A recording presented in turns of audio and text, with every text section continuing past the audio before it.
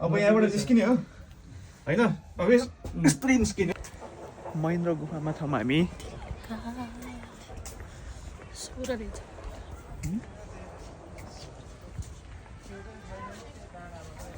गुफामा के होला बाघ के हुन्छ होला बाघ छ होला कि सिंह छ होला सिंह छ के छ होला के जस्तो लाग्छ पाइला चाल्नु पर्दैन यहीबाट भगवानले बाघ त यही हुनुहुन्छ त हजुर बात त सही है पहिला पिकनिक सिकनिक खान आइन्थ्यो त यतातिर सानोमा भैलो खेलेर यता गुफा यता यो भित्र हो कति आउँदैन त डर लाग्ने हो हामी गुफातिर जाउँ गुफातिर गइरहेको छौँ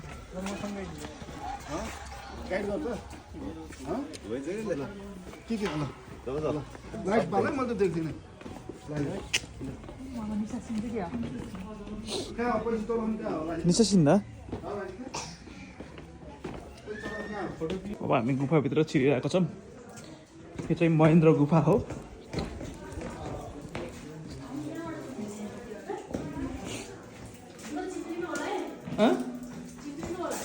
यहाँ चिप्लो रहेछ अन्त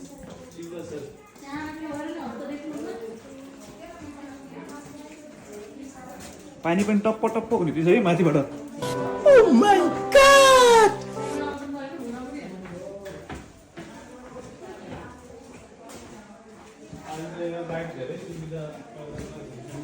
महेन्द्र गुफा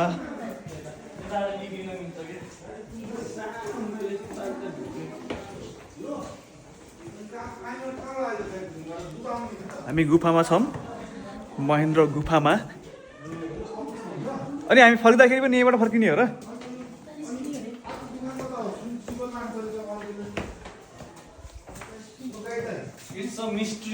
मिस्ट्री हो के छ यसको ऊ हिस्ट्री भन्दा एकचोटि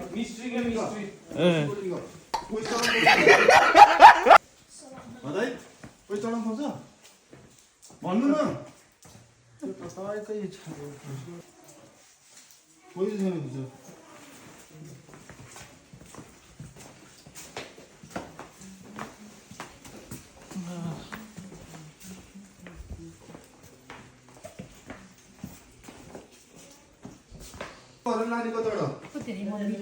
मन्दिर रहेछ यहाँभित्र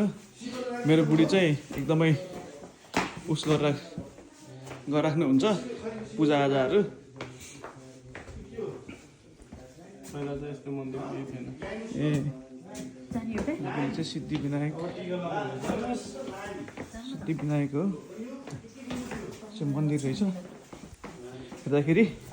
यहाँ हामी गुफाभित्र मन्दिर रहेछ सिद्धिविनायकको मन्दिर रहेछ यहाँ होइन के छ टिका लाउने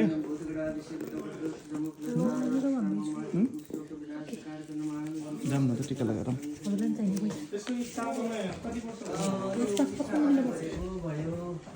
यो त प्राकृतिक मूर्ति अब सिद्धिविनायकको मन्दिर गुफाको तलास गर्दै भेटिएको मूर्ति भयो स्थापना गरेको मूर्ति शिवजीको अहिले 5 वर्ष जति भयो यहाँनिर शिवजी सिद्धिविनायकको प्राकृतिक मूर्ति सरकारको कार्यकालमा पत्ता लगाएको कुन चाहिँ प्राकृतिक हो यताको है ओम गजाननं भूतगणाधिशिवतं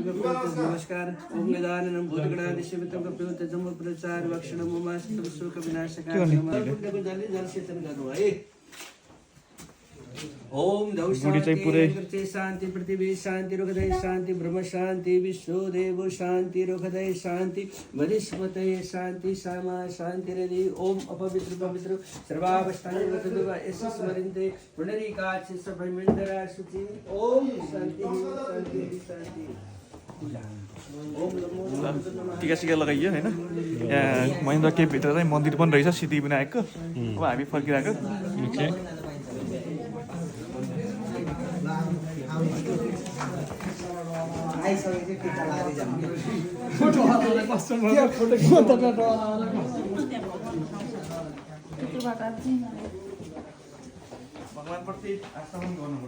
पर्छ भगवान्प्रति जसले चाहिँ आशा गर्छ त्यो चाहिँ जहिले पनि डिसिप्लिन हुन्छ अरे कि राम्रो रहेछ हाम्रो एकदमै पुरानो गुफा होइन त यो धेरै नै पुरानो अब त्यो पुरानो गुफा भएको कारणले गर्दा यसो हामी भिजिट गरौँ भनेर खास पहिला यस्तो केही थिएन यस्तो बाटै थिएन पहिला अहिले त धेरै बनाएर रहेछ कि के अरे यहाँ जाने बाटो छ र यहाँबाट सिधा पहिला हामी चाहिँ कसरी जान्थ्यो भन्दाखेरि यो यहाँ माथिबाट जान्थ्यो कि यो सब अँध्यारो थियो यो बाटोबाट यसरी माथि माथि चढी चढी कुना कुनाबाट जान्थ्यो कि अहिले त यो यस्तो खाली यो यहाँ के छ भन्ने थाहै थिएन पहिला हामीलाई के अरे यहाँ बाटो छ र जाने बाटो छ पहिला त एकदम साङ्ग्रो थियो के अरे अब अहिले अलि ठुलो बनायो छुट्टै कुरा हो लाइटै नहुने रहेछ यार होइन यस्तो माथि माथि जान्थ्यो कि हामी यो अहिले हामी यो भुइँबाट हिँड्यो नि यो माथिबाट हिँड्थ्यो क्या पहिलातिर के यहाँ आउँदाखेरि के यादै छैन कि कहाँबाट गयौँ कहाँबाट के गऱ्यौँ भन्ने कुरा तिमीहरू पहिला होइन यो बाटो त थिएन नि त आउने बेला त यो बाटो त हामी त्यो एकदम त्यो के अलि त्यो भित्रभित्र यसो कोही कोही त्यो चम्फु टाइपको मान्छेहरू हुन्छ नि तिनीहरूले निकाल्ने बाटो हो क्या यो आजभोलि जसले पनि निक्लिनु भएको आजभोलि त अनि यस्तो मजाले खुल्ला छ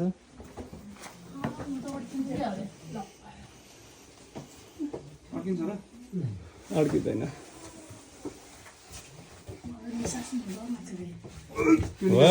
त्यो निकाल्नु त ओ माई गड ज्याकेट ज्याकेट हुन्छ तिमीलाई ज्याकेट फोर हुन्छ है बुढी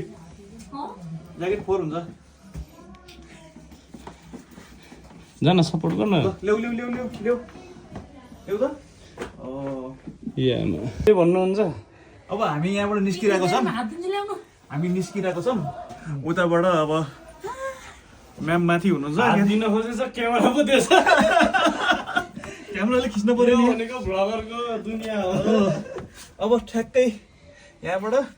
के अरे बेयर मिल्स के अरे के भन्छ अरे अब यहाँबाट निस्किने हो होइन अब यस्तै निस्किने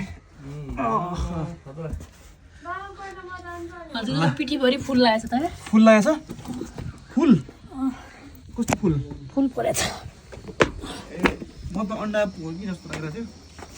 फुल भगवानको फुल a full full okay that's nice finally हामी बाहिर आइहाल्यौँ ल बधाई छ हामीलाई अर्को साथी आइरहेको छ त्यहाँबाट निस्क निस्क निस्क यहाँनिर त मोटो मान्छे छिर्दैन होला होइन हामी निस्क्यौँ त्यहाँबाट निस्किसक्यौँ अब कता जाने रे ब्याट केप ब्याट केपमा त ब्याटै प्याट हुन्छ ल ल है त ब्याट केपमा भेटौँ ल